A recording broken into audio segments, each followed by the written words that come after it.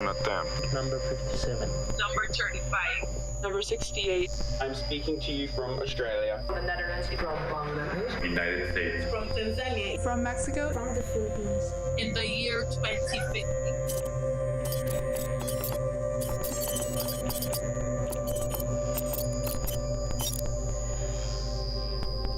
It is a country burdened by the lack of any real decision making.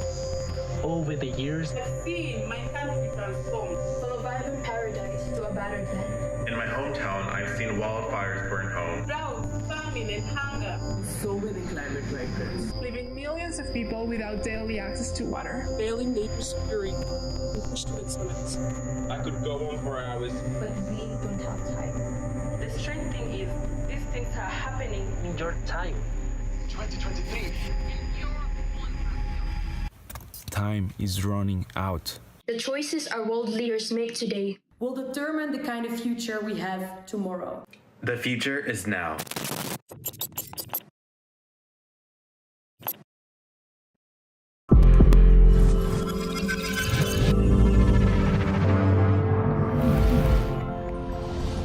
We haven't had these temperatures in 120,000 years. Millions and millions of people need help when climate emergencies arise. We have the solutions to solve these problems, but we have to do it together.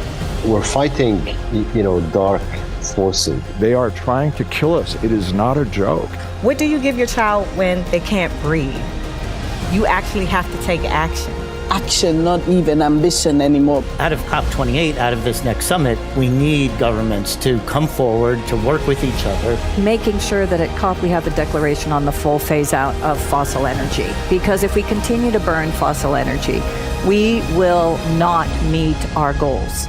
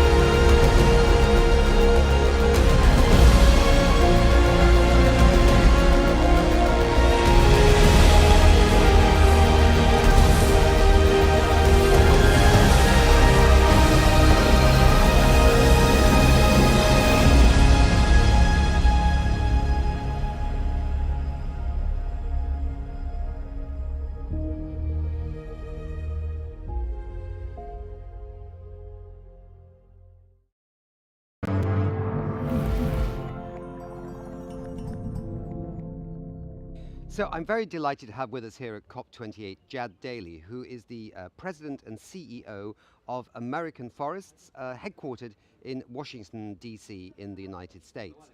Jad, great to see you. Tell us a little bit about what American Forests is and its goal, briefly, and then why you're here at COP28.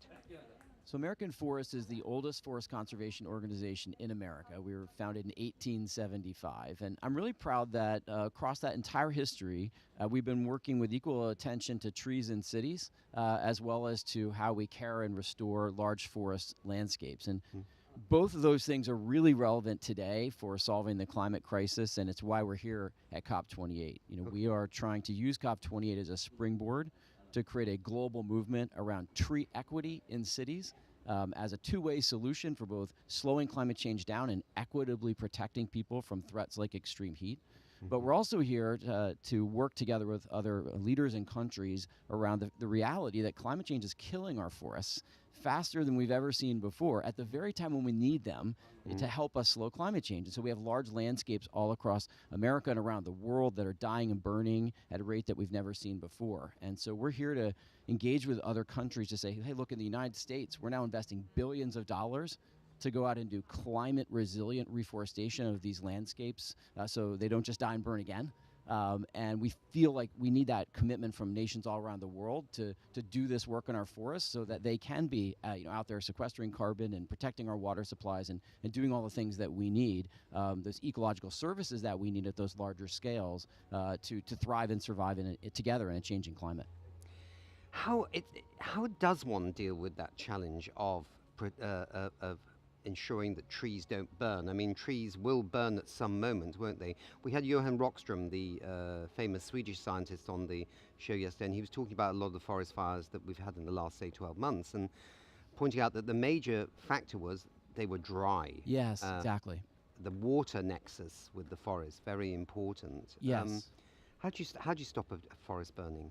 So we have to think about, it's really a new way of thinking about forests and climate change. You know, the most thinking about forests and climate change came out of carbon offset markets, and people say, how do we get forests to trap more carbon?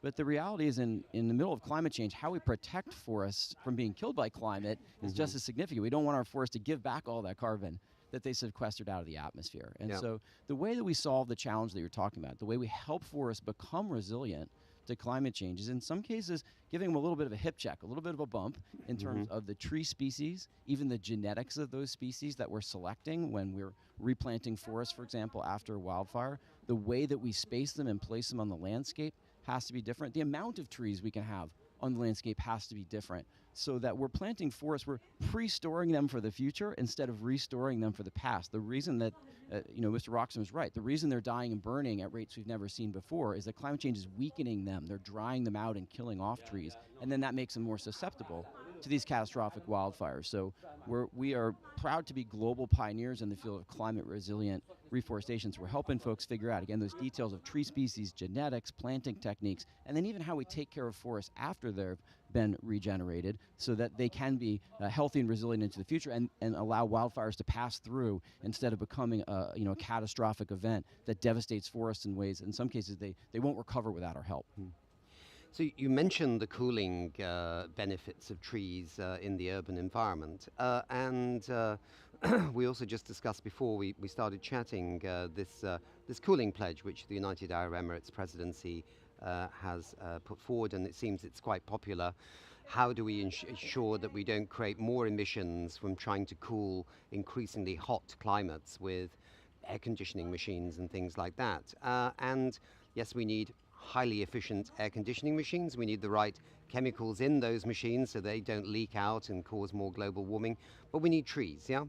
We cannot possibly win on extreme heat without a huge role from trees. Trees are like a magical device for our cities to naturally cool the air, to cleanse the air in terms of reducing air pollution as well. But here's a reality I want to make sure everyone understands. A map of trees in any city across America and in any city around the world is also a map of income, and it's a map of race. We have systemic inequities of tree cover that track perfectly along those lines. And we can prove it. In the United States, we mapped this for every single urban neighborhood and put it on the internet in something called Tree Equity Score. And for example, it showed that the lowest income neighborhoods and the neighborhoods with the highest concentration of people of color, regardless of income in the United States, are 7 to 10 degrees Fahrenheit hotter on those hottest days because of their lack of tree cover, because of that systemic lack of tree cover. That's a life or death difference for people in those communities. So that's why we say, first and foremost, creating tree equity in our cities, bringing trees to those neighborhoods where they're lacking, is how we're going to save lives from extreme heat. I mean, today in the United States, 12,000 people per year die from extreme heat. And we have strong science from Duke University saying that could be 100,000 people per year by the end of this century. So those extra 88,000 deaths are going to occur in these neighborhoods that are hotter, where people have more structural vulnerability to something like extreme heat. And so we're here, we joined this global cooling pledge that you mentioned that was announced last night. We're proud that it includes a role for trees, but we'll make an even bigger role for trees along with our partners, and just say that trees are a non-negotiable complement to air conditioning as a way that we can equitably bring cooling to every neighborhood, given that extreme heat is our #1 health threat from climate change. And I'll just say one more thing, which is really important, that we want the air conditioners themselves to be more efficient, but we don't want to have to use them as much. And so the remarkable thing about trees is that not only do they sequester carbon, so they help slow climate change in that way, but they also reduce air conditioning load. So when we use cooling from trees and we pair it with air conditioning, the air conditioners don't have to work as hard. That means they don't have to use as much energy. They don't have to produce as many greenhouse gases to keep our houses cool. And so that's why we say clean air conditioning paired with tree equity in our cities will save lives. It'll save money for homeowners on those air conditioning costs. And it's going to save our climate by reducing the greenhouse gases that we produce in the process of cooling our homes. We've got about 2 minutes left. Let's just look, you're based in the USA. I mean, you obviously have influence globally because you're here at the COP. Has the Biden administration's Inflation Reduction Act recognized the value of trees in terms of a green transformation of the economy of the US? So our name can be a little deceptive. We're American Forest, but I'm proud to say we've worked in over 40 countries around the world. Okay. In fact, this week, yesterday, we launched a tree equity score in the United Kingdom in partnership with great organizations, the Woodland Trust, the Center for Sustainable Healthcare in the UK, with incredible support from our friends at Salesforce and at Google. We launched a new decision support tool for the UK, just like we have in the United States, showing neighborhood by neighborhood with data how the most deprived neighborhoods in the UK, as measured by the government, are also deprived in trees, magnifying the health inequities in those neighborhoods severely. And so we're so excited. Literally this week we have planting events going on in the UK. But you know, the United States is leading by example. We're so proud. The Inflation Reduction Act included $1.5 billion for tree equity in cities. It's the largest commitment of its kind in world history. And we're proud to be working with mayors and the Biden-Harris administration and other partners to deploy that $1.5 billion to show the world what tree equity can do for climate action and climate justice. That's fascinating. And do you think that the tree equity initiative that you have could be exported to even more countries around the globe? I sure hope the next time you and I sit down together, it is a true wall-to-wall global movement. That is why we're here. That's why you joined the Global Cooling Pledge, to connect with more nations, because we think every nation needs to take this approach of combining tree equity and clean air conditioning to protect our citizens and protect our climate. And we're all in to try to take this movement all across the world.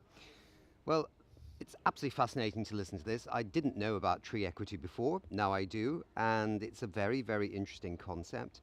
And thank you for bringing that forward. And that clearly is something governments everywhere should be thinking about. So thank you very much for being with us. Oh, thanks for letting me join you. Okay.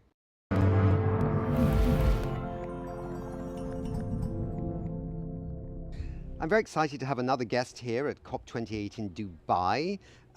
In fact, a familiar guest actually to anybody that watches We Don't Have Time TV, because she's been on several times over several years. We're delighted to have Gabrielle Guinea. Why do I always get that wrong? I don't know. You've done it enough times. It's embarrassing, isn't it? Head of Sustainability at the BT Group PLC in the UK. Gabrielle, tell me about the BT Group's climate action journey and why corporate climate leadership is crucial. So taking climate action is nothing new for BT. It's something that we've been doing for over 30 years now. We set our first carbon reduction target in 1992. And that was, of course, before a lot of companies were even thinking about climate and targets. We set our first science-based target in 2008, again, before people were really linking the science to climate. That target was to reduce our carbon emissions intensity by 80% by 2020. We met that target 4 years ahead of time, primarily through the purchase of renewable electricity. So then we decided to be even more ambitious, and we were one of the first companies in the world to set a target aligned to a 1.5 degree pathway and get that validated by the Science Based Targets Initiative. So we're now focusing on being net zero for our own operations by end of March 2031 and for our value chain end of March 2041. And we're doing quite well. We've already reduced our operational emissions by 56% since 2016-17 and our supply chain emissions by 20% in that period. So coming back to climate leadership and why that's important, I think as a company, sharing of best practice, leading by example, and that's the way that we learn from each other. But we also need to share our challenges, because if we share those, we can collaborate and work together to solve them. So I think by sharing what we're doing, we're hoping to inspire others, because as you know, Nick, what we need to do here is we need to build scale. We need more companies, more governments, more people to get involved on climate action. So that's really what we're trying to do. We're trying to inspire by being a leader. I mean, we were told the other day that something like half the economy is under net zero commitments, but then the devil's in the detail. But for those that haven't yet made it a commitment, what advice would you offer for those companies looking to enhance their role as climate leaders? So, as you know, Nick, we've been working with the Exponential Roadmap Initiative and other leading companies like Ericsson, Telia Group, IKEA, and Unilever. We set up the 1.5 supply chain leaders, and we've provided a lot of guidance to companies starting on this journey. For example, the 1.5 business playbook. We've also worked together and with others on the SME Climate Hub. So there's already a lot of information out there. So just go and look at those websites. But I'd say, you start looking at your own operational carbon footprint. What are your hotspots? What are your biggest emission areas?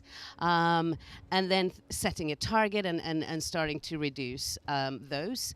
The value chain. So for most companies, your carbon footprint is going to be in your value chain. So how do you engage with your suppliers? Can you set procurement criteria linked to them having targets, for example?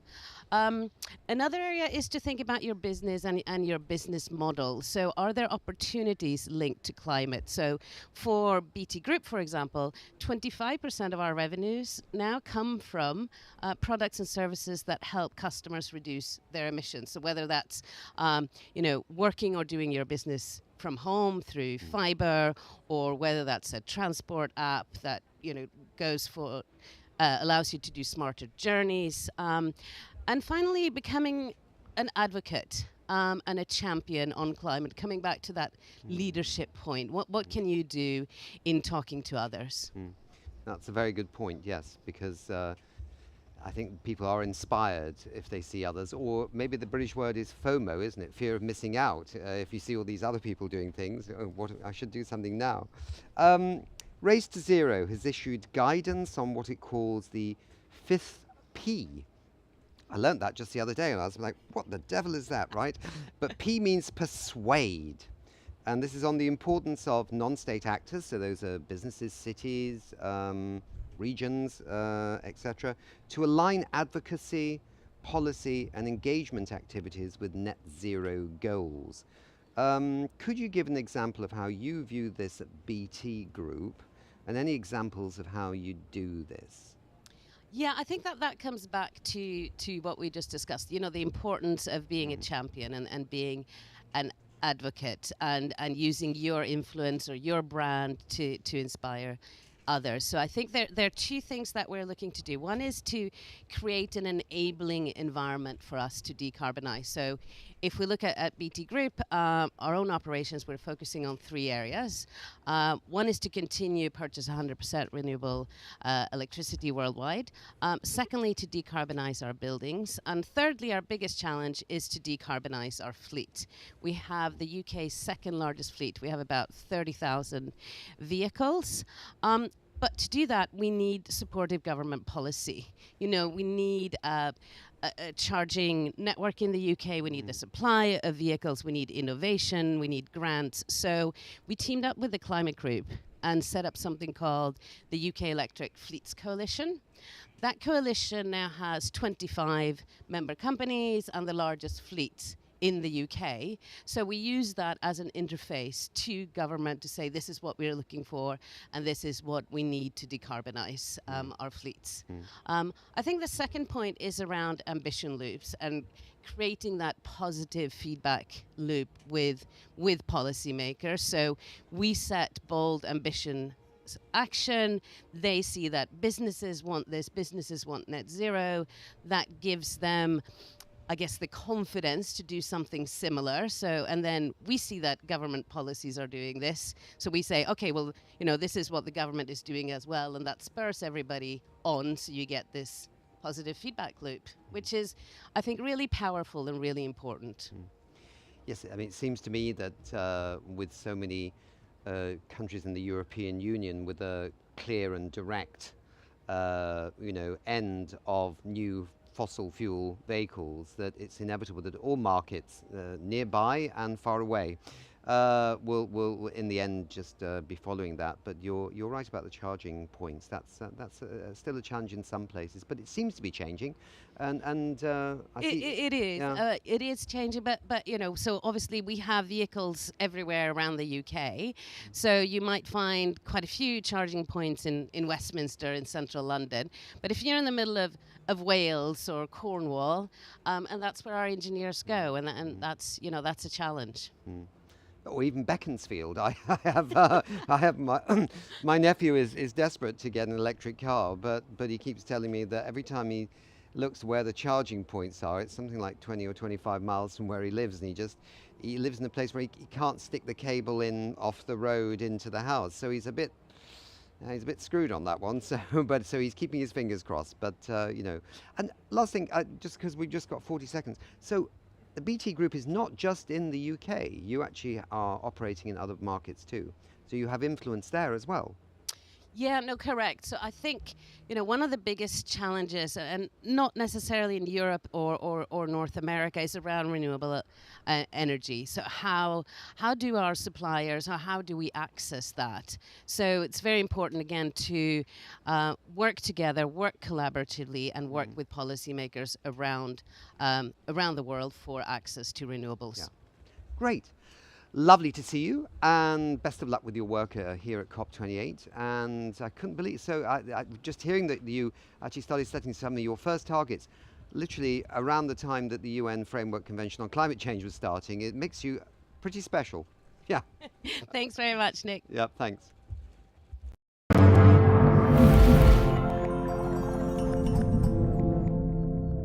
Nathanial Matthews, who is the CEO of the Global Resilience Partnership, and he's here with us at COP28 here in Dubai.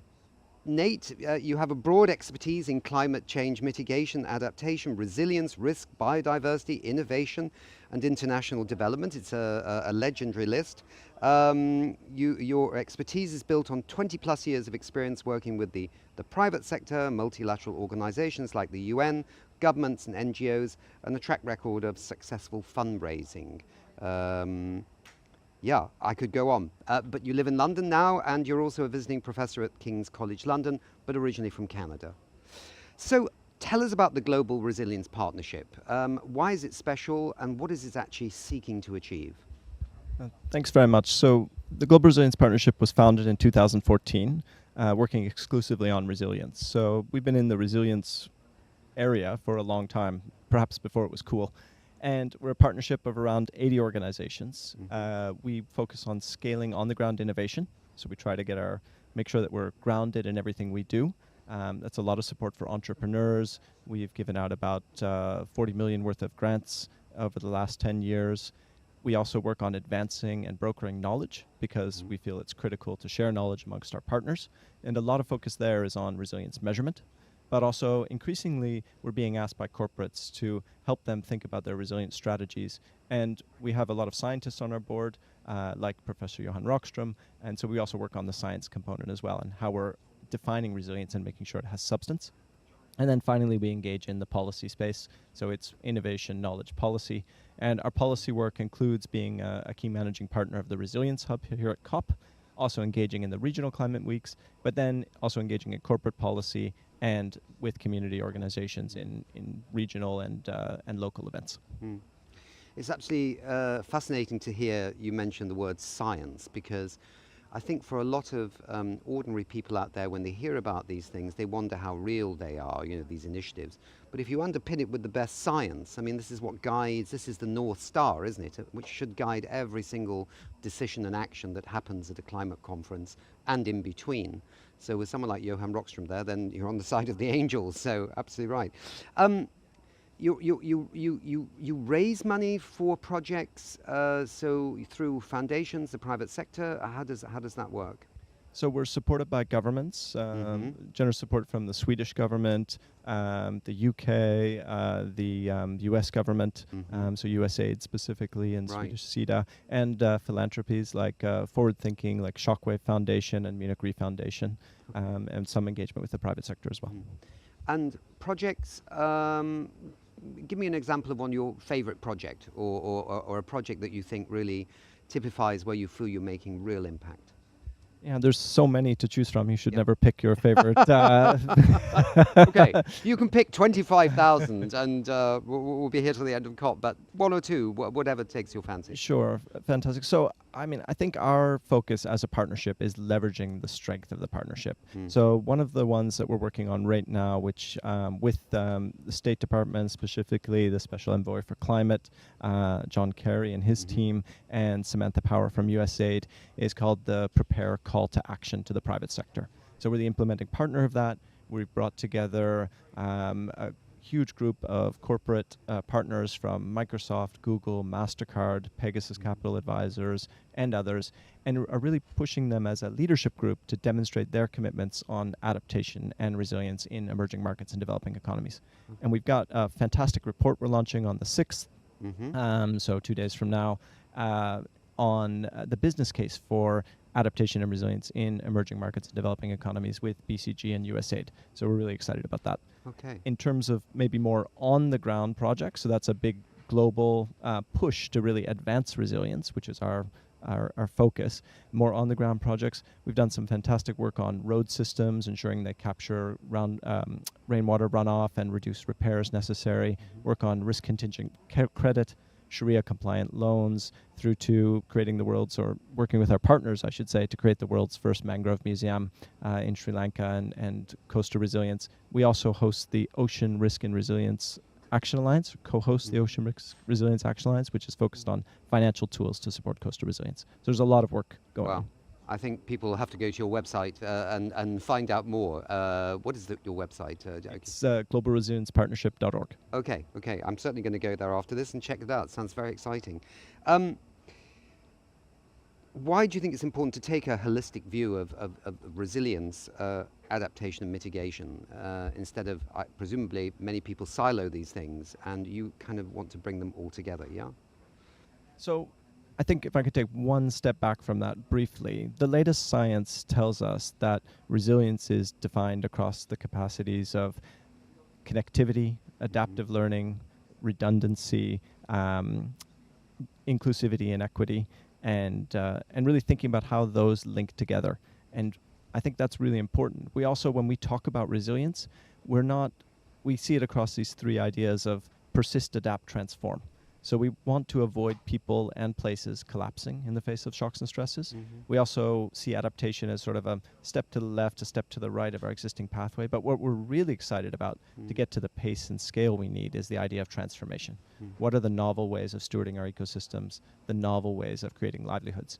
And so we fundamentally feel that if we're not investing in resilience at the same level as our mitigation efforts, then we'll completely derail our mitigation efforts because we're in a changed climate already. So we really need resilience and adaptation to be there in lockstep with mitigation, and that's why we're focused on advancing resilience, but we still got a long way to go. I'm a bit of a convert to the gender agenda, if I can put it, the gender agenda, yeah, I've got it right. I had to moderate something with UN Women and the Finnish government the other day, and then the same people came here for a TV show, and it was pretty clear that for a lot of the women in communities around the world feel somehow they're missing out on the finance to be resilient and to adapt to the impacts of climate change. Is there a gender focus on any of the projects that you're involved in? Absolutely. So we know that women and girls are most affected both during a disaster and afterwards. We certainly embed our gender work within our work. And we also now host a new organization called Climate Resilience for All, which is led by Kathy Bauman-McLeod. It's great, but it's a focus on gender and heat. So we're really trying, as a partnership, it's not about us really having the limelight, it's about demonstrating the effective work of our partners and how we can actually bring things together and build collaboration in this space. So, the magic questions, COP28.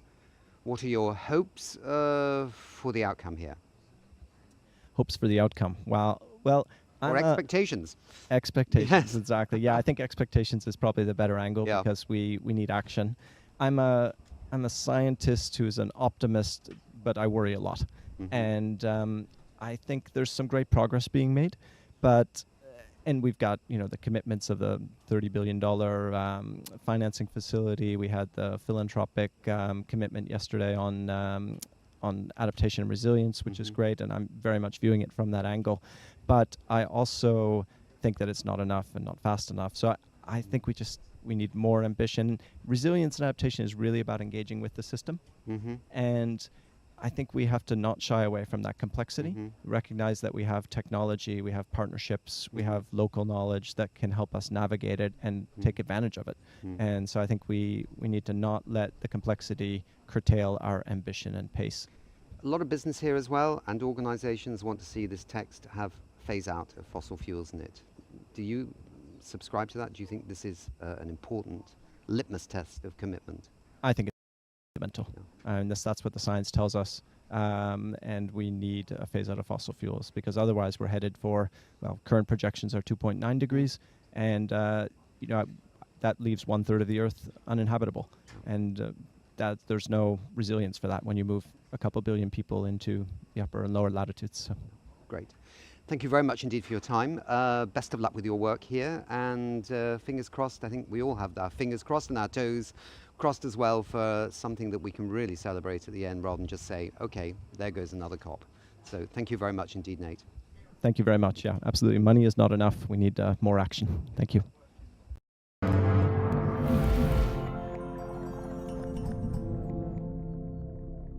So I'm absolutely delighted to have with us here at COP28 Bertrand Piccard of Solar Impulse. And who can forget that wonderful solar plane flying around the world, which showed the possibility of technologies going forward for humanity to solve the climate change crisis. Bertrand is a serial explorer. He's also a psychiatrist and a pioneer of clean technologies. He combines innovation and adventure to meet the great challenges of our time.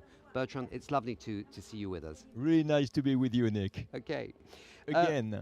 Again. Schon wieder, as they say in Deutschland. The Solar Impulse Foundation's got a new initiative, and you presented that at COP28. Can you tell us more about this new climate initiative? Yes, it is supposed to change the frame in which the negotiations are set. Because what do we have today? We have in front of the negotiators of the entire world a speech about decarbonizing, about making sacrifice in growth or economical cost for the next generations. And we have to admit that it doesn't bring a lot of results since 27 COPs. I would like to replace this narrative that has not worked until now by a new narrative, a strategy to overcome the resistance that was created in the previous COPs by showing all the advantages, all the opportunities that climate action can bring. So, for example, instead of speaking of decarbonization, we have to speak of modernization, because that's the real topic. Our world is outdated, obsolete, inefficient. We are wasting 3/4 of the energy that is produced. We are wasting 30% of the food, a big part of the natural resources and water. We are wasting the waste because we don't even use them as a resource to go into circular economy. So this is the result. Having too much CO2 in the atmosphere, too much pollution, depletion of natural resources.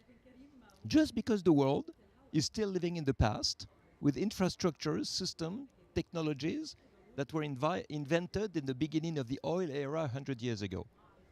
So modernizing will bring people together. Nobody can be against modernization, about bringing the world from the past to the present. That means making it efficient, going into circular economy, going into qualitative production. All this is creating jobs, is making opportunities, but also a lot of savings. Because if we waste so much energy and resources, it's extremely expensive for the world. So if you modernize, you make it efficient, you save money, decarbonization will come as a logical consequence of the modernization. Here you'll have decarbonization, you see, as the consequence. And I believe that if you bring this type of narrative, the economy will understand. Even the fuel industry will understand, because it offers a diversification. When you see that the new renewable energies are much cheaper, 5-6 times more cheap to make electricity than gas, coal, and oil, then you show very clearly where the diversification can become profitable for everyone. Perfect. I mean, it's a good point. And the other point you're mentioning is that people seem to imagine somehow we've been living with oil, gas, and coal for thousands of years, right? As you say, it's only 100 years. Absolutely. And if we can shorten the distance now between the new technologies and what we need urgently on the planet, if we can go faster, and there's a good chance with digitalization that we can, then we can shorten the distance and, as you say, modernize the economy for the realities of the 21st century. How was your message received? Everybody likes it because it's a message that brings people together around a profitable, economically profitable goal, rather than dividing people, industries, countries around the problem of making a sacrifice in their economical growth. So when I was talking about it to John Kerry, I showed it to him. He looked and said, "Wow, that's really interesting. I have to read it carefully so I don't fuck up my next speech." So that was the best compliment I could ever get. That's very good. Speaking indeed. about it to the Prime Minister of another country, who included some parts of it in his speech to the World Climate Action Summit 6 hours later. So that was also a proof that it touches the creativity of all these heads of state to say, wow, we can do something different than what we have always done, and maybe it will work better. I've always thought that fighting climate change shouldn't be a miserable sort of angst-ridden business. That same as you, in a sense, that this is an exciting chance to not only save the planet, which must be worth something all on its own as an emotional, ethical, and a feeling response, but also a way of kind of, uniting people, giving them a sense of purpose and vision for something that they can all get behind. So it should be a positive narrative, as you say, to actually deal with these problems by creating something new and fresh. Absolutely, but we have to compensate the wrong narrative that was on air for too long. For such a long time, it was said that protection of the environment was expensive, boring, threatening for our lifestyle, sacrificial. We had to reduce our economical development, our mobility, our comfort. This is what we hear. All this degrowth and sacrificial approach of climate action. And I'm not saying it's right or wrong. I'm just saying that it doesn't work. It really doesn't work. It creates more resistance than buy-in. Yeah. So maybe my approach can be criticized for being capitalistic, but I'm not here to promote capitalism. I'm here to bring arguments that capitalists can understand and that they can accept and use for themselves. So this is why, for example, we replace climate urgency by economic imperative. Because at every minute that we speak, of course there is CO2 added into the atmosphere, there is pollution added in the oceans, but there is also a lot of money wasted because the world is running itself in an inefficient way. Yeah. So save the climate, yes, but protect the economy also. So it's an economic imperative to go very fast to a modern world with efficient solutions, with efficient infrastructures, with energy saving structures and so on. Yeah. Bertrand, the climate conference hasn't ended yet. It will end next week, hopefully on time. Let's see. As we know, there's a big fight here over some wording, which is not phase out, but not phase down, but phase out fossil fuels. There's businesses here with over $1 trillion in revenue that want that under the We Mean Business Coalition. There, I think, are 100 countries that want that, including, I think, the EU. There's a very strong push here for that. Do you think this is could be a line in the sand that needs to be articulated to the world? What's your view on the fossil fuel phase out? It would be very valuable to have a phase out declaration. But it's a bit unrealistic to ask to the producers of oil to phase out oil production without asking to the citizens to phase out their fuel consumption. We are responsible. You, me, everybody is responsible of burning fuel, of burning gas. We live with it. So if we phase out today, we have a civil war in the entire world tomorrow morning. That's clear.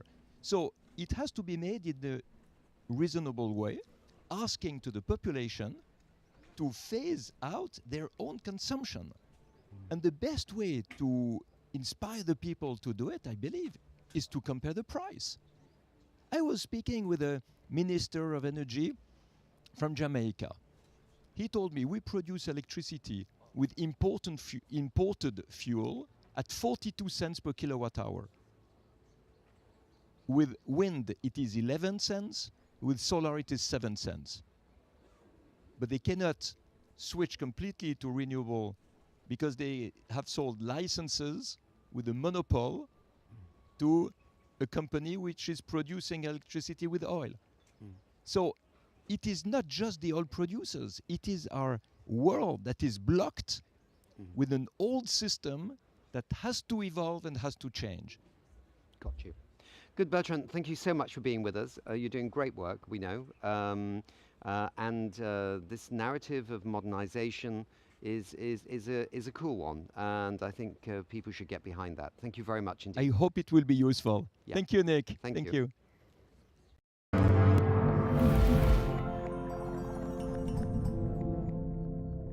So I'm delighted to have with me here John Denton. He's the Secretary General of the International Chamber of Commerce, and he's here at COP28. John, it's an absolute pleasure to see you. You're an Australian. We were chatting earlier, and you were just mentioning that there's been some pretty tough fires in close to where you live. Just tell us about that. Yeah, well, I live these days in Paris, but I still keep a place in Australia, and a couple of years ago, in the worst bushfires that we've seen for decades, we were evacuated on New Year's morning. Actually, it was quite frightening because we were evacuated from our house on the basis that the destruction of the house was imminent, because the speed with which the fires had taken off in southern, this is in southern New South Wales, was quite extraordinary. And then we were evacuated to the town. Then there was a move to evacuate the town. The sewage systems collapsed. The telco systems collapsed. There was just a fog of toxic kind of smoke. And we've got through that. We thought, by the way, communities still in southern New South Wales are trying to recover from that and in other parts of Australia. So it's a while ago. And then out of the blue, I got a call from one of my kids who was up at our place in a place called Bermagui. So if you ever get to Australia, it's a gorgeous place. And he said, we're being evacuated again. And this is in October.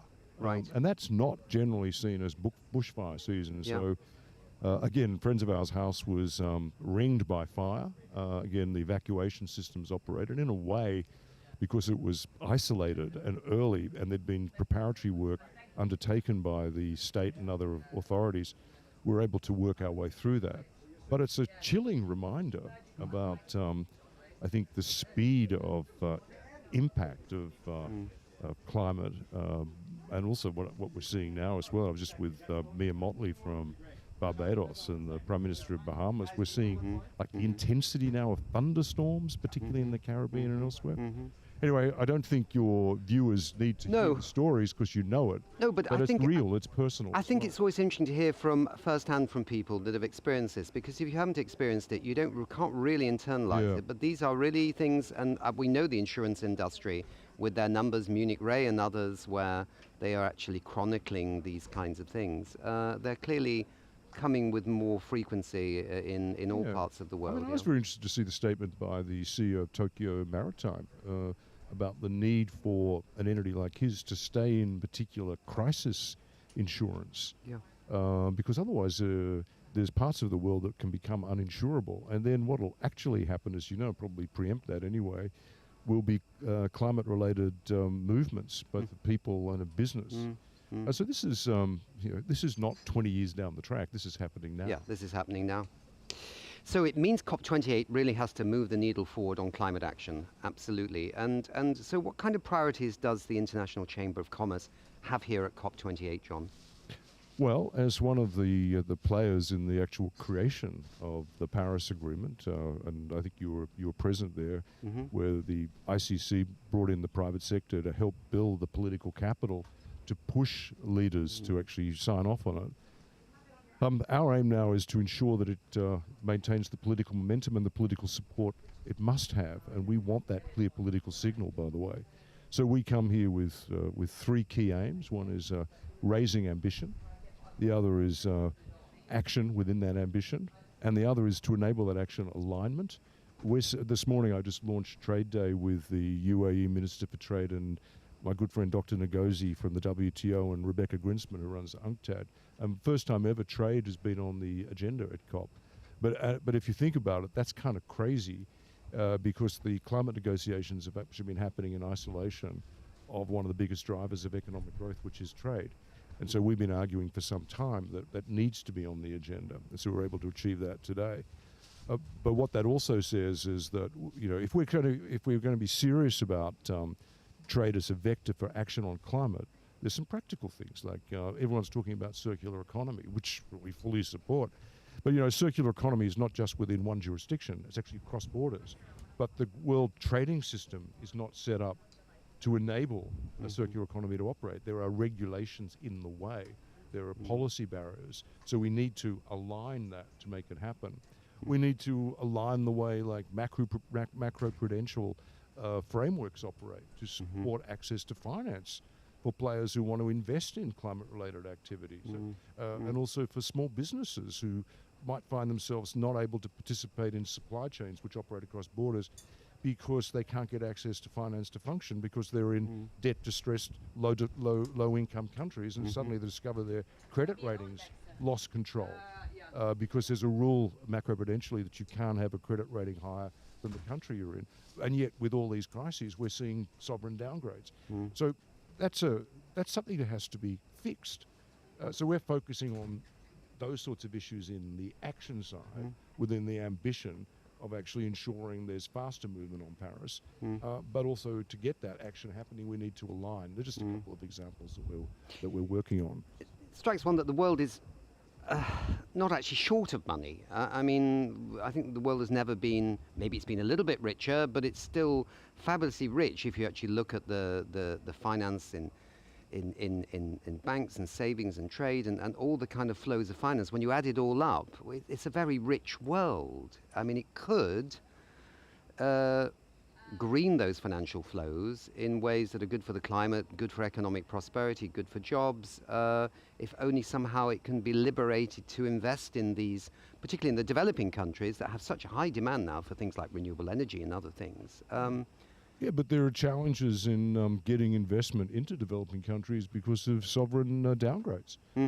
So we need to look at the whole macroprudential framework and how debt and liquidity operates, which is why I think a lot of the work, frankly, the work that's going on at the moment, led by Ajay at the World Bank, is spot on, and Kristalina Georgievna at the IMF. We've got to look at a way of actually getting the balance right so that the MDBs can operate effectively in these developing and emerging economies and attract and help attract then direct investment. I mean, there's an agreement that we're trying to get put into the structure of the WTO, which is about foreign investment for development.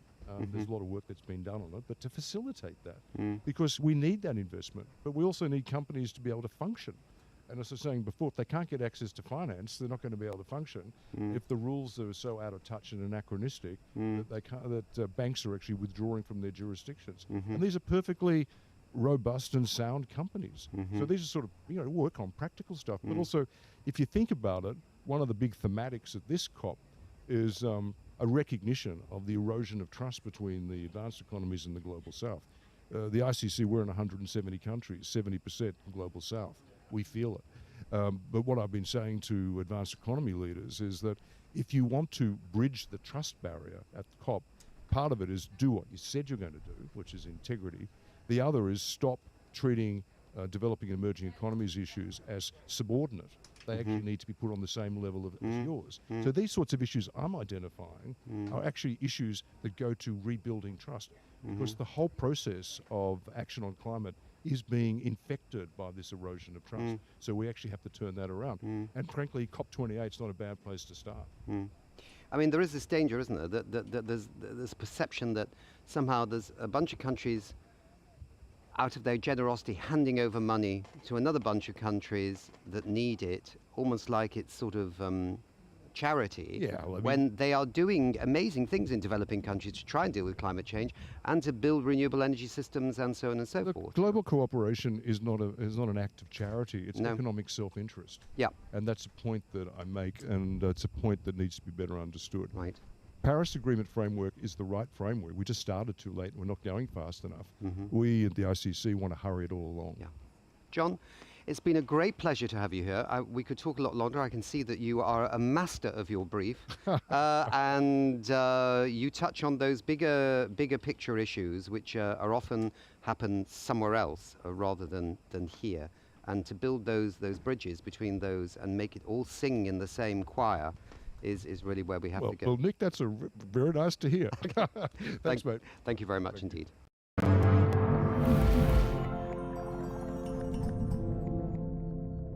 So I'm absolutely delighted to have with me here at COP28 Danielle Turkov Wilson, who is CEO and founder of Think Film Impact Production. And Danielle founded Think Film Impact Production, Europe's leading and Oscar-winning impact media company with specialist expertise at the cutting edge and the intersection of film and social change. She's worked on major movies, including Dark Waters, by Todd Haynes and featuring Mark Ruffalo, which was on banning toxic PFAS chemicals in Europe, as well as Oscar winner Navalny with Warner Media and CNN Films, championing democratic freedoms and launching sanctions against Russia. Very nice to meet you. It's lovely to meet you. Let's ask a few questions here as they relate in a sense to also COP28 as well. And how do you see the role of storytelling in advancing the climate goals? And what do you think are some good examples of, how film and stories have made a difference for the climate? Well, I honestly think that COP28 and all the other COPs can feel very distant to audiences that are directly affected by climate issues. Often this world is so uninterpretable to them. And I find that, whether it's Hollywood, Nollywood or Bollywood, or some of the greatest documentaries that you can find at other scopes of the world, those stories relate to people in a way that make people understand what they should be fighting for and not to kind of resign. If I had to give you an example, we recently worked on a National Geographic production actually called The Territory. It was a documentary based in the Uruguay-Wawa territory in Brazil. It was produced and directed with the community itself, and we went on an Oscar run. We were shortlisted, and the most successful part of that campaign was that we completely banned the importation of deforestation products in EU legislation. And so the power of that film, all the screenings, actually Mark Ruffalo knows Chai Sarui very well, so some of the connections from our previous work, kind of connecting to the indigenous community. It was really creating a movement around the film that allowed the language of what we might be asking for in that community to prevail. So I think if we hadn't had that film, we wouldn't have had that dialogue between community and let's say negotiator to create something really meaningful. Yeah, because we sometimes forget, and it's sometimes easy to forget, that government negotiators are also human beings as well, right? Absolutely. And they have an emotional relationship and to the world, as well as hopefully a policy relationship or a scientific relationship or an economic relationship. And we need to touch the heart, but also the head, and they need to work together, I think, on this issue. Absolutely. I think, when we went into Brussels with the film, we had an opportunity with one of the council representatives to show the film in a closed room environment with all the negotiators on the file. And I remember feeling like this is the chance in this closed room where we can actually make them see what's at stake. And the film is really quite a smart narrative because we show also the loggers. It's not that it's a purely representative film of the indigenous community and their plight, but we actually show there's a plight faced by loggers who are in poverty, who cannot really make ends meet and therefore make decisions based on survival. And it's not that there's hatred between the communities, it's that they're forced to do something that they themselves don't understand is jeopardizing their livelihood. So France was very much on the edge in the negotiation of that file, and I really truly believe that screening was a pivot point, and they supported it. So no, I think it's a really good point, because I mean, I know from my work when I was at UNEP, you know, you'd see some films where you saw people who had been poachers of, say, elephants and things like that, had been caught, but then they'd actually retooled them, retrained them into being game wardens, and they were really good because they knew what the poachers were up to, because they'd been poachers before, and they really didn't want to be poachers, but they couldn't do anything else because they were in poverty, right? And now they had a job. I think that's really good telling, yeah. I think we wanted to also ask a bit about how you might be supporting policymakers with the Paris Agreement commitments, but I mean, in a sense, you've kind of answered that with what you just said with the deforestation film. But are there other films in the pipeline that you have on the climate change issue? There are, but before we go to that question, I'll answer the other one actually, because we are here at COP with in the Blue Zone with a Storytelling for Action Pavilion, and we're a coalition of partners there. There is the Bologna Foundation, there's BAFTA Albert, there's Futera, and there's Think Film. And I think it's probably the first time ever where storytelling in a policy discussion is being raised. You know, when we think about the negotiations, and I have to say, much disappointment every year from civil society in the negotiations. I feel that all these incredible activists that finally get their way here, that are able to kind of be represented, their stories aren't necessarily mainstreamed at a large-scale commercial level from the film business. And it was just an opportunity to bring some of those stakeholders here and have some discussions in the Blue Zone to kind of show some of the case studies that Think Film had been involved with, and said, look, these films have done this, and choosing them created audiences. In fact, Mark Ruffalo's film, Dark Waters, we generated 35% of the box office with an impact campaign around banning PFAS. So it was just showing the film business that actually being committed to climate action was not going to reduce your audiences, but increase them. And that was something that I thought would be vital. People don't often realize that some of the biggest players in film and TV broadcasting are here. They want to know what they can do, both from a telling perspective, but from an industry perspective. And so that's why we're here at COP specifically. We've got this storytelling pavilion. We have a few sessions going on there throughout COP. But yes, in terms of films coming, actually we have a great documentary coming called Holy Shit. And I'm sure you can imagine what's going on there. It's kind of a mockumentary about the idea that shit could be something that we really value. It could be the new gold. Could be something that is a contribution to a more fertilized, ethically non-chemical based fertilizer.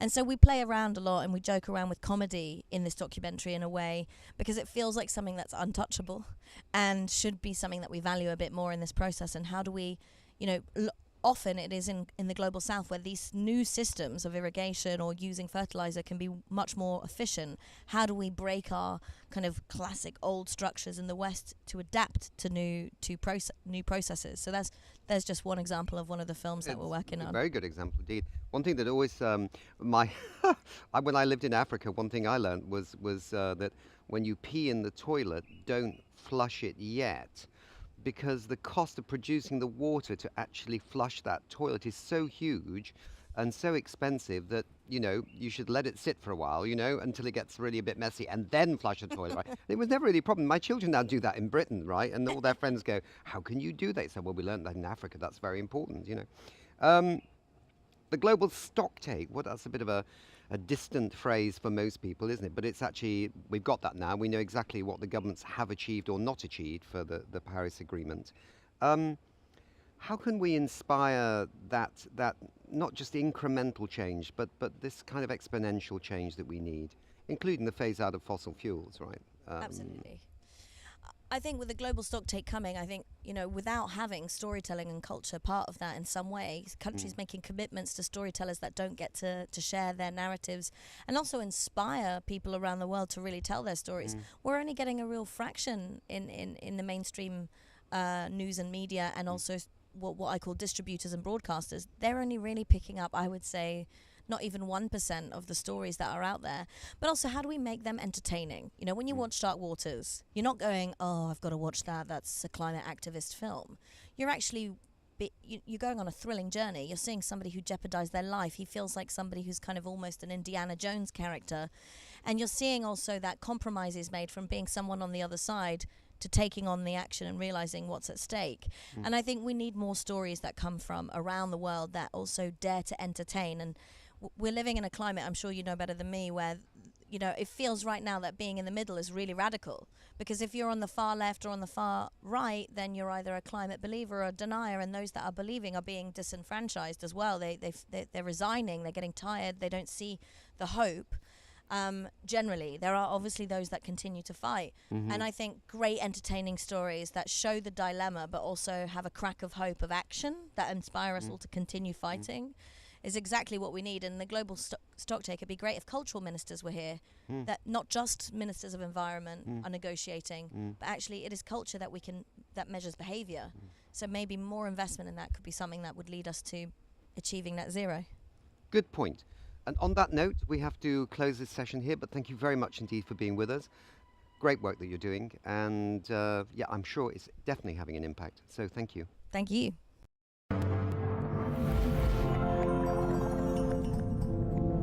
So I'm very delighted to have with me here at COP28 Marie Melster. Marie is the co-founder and executive director of Artport Making Waves, an interdisciplinary curator bringing together art, science and informal education for climate and ocean action, with the goals to contribute to societal change through youth empowerment. She holds an MA in art history, Hispanic philology and political sciences. So great to see you, Anne-Marie. Yes, great to see you as well. Good morning. So tell us a little bit, firstly, why you're here. I understand you've been just recently in Abu Dhabi, connected with, in a sense, with what's happening at the COP. What have you been doing there? Well, first of all, we have been for the first year been accepted as with an observer status here. Before visiting the COPs since Copenhagen since 2009, we always partnered with other organizations, other NGOs, and this time it's Artport Making Waves with an observer status. And I said, if I go to Dubai, for us it's important to do advocacy. We have a side event here happening on Saturday as well, but also to connect with the local community. So I contacted a person I know in Abu Dhabi. She's teaching, she's a professor at NYU Abu Dhabi.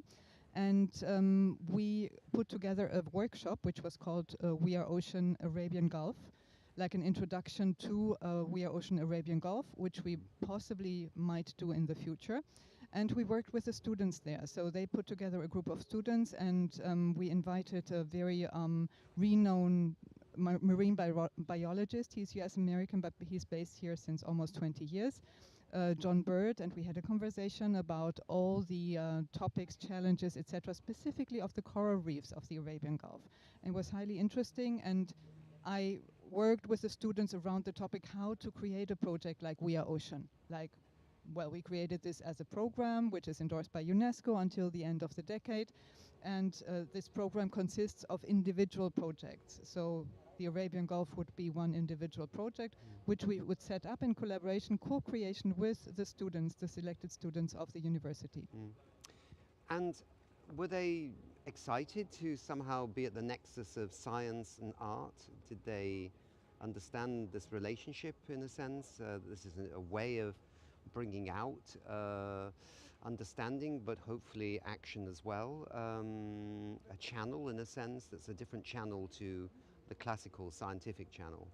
Yeah, it was kind of new to them because they came from different backgrounds. They are studying different careers, and of course, when you go to a huge university like NYU Abu Dhabi, everything is very much channeled. But the teachers, the professors there, they really try to connect with other disciplines, and the experts I'm working with there, they are really open to those ideas, and the students were really inspired. So we were a small group because it was a public holiday 2 days ago in Abu Dhabi, but there were like artists who are actually coming from the from economics, who want to become an artist or curator.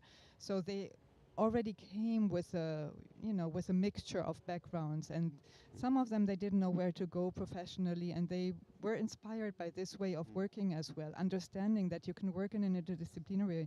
You don't need to be an art curator, only focused on art and creating nice exhibitions in huge museums, but you can really do something with a real societal purpose.